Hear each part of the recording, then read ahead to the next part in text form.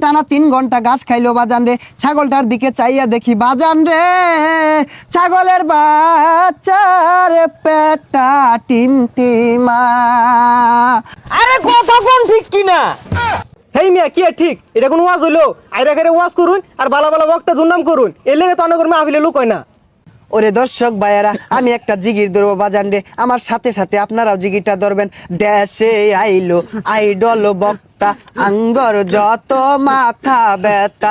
দেশে আইলো আইডল বক্তা, আঙ্গর যত মাথা ব্যথা। তার মাহফিলে 20 লাখ মানুষ, আঙ্গর মাহফিলে নাইকা।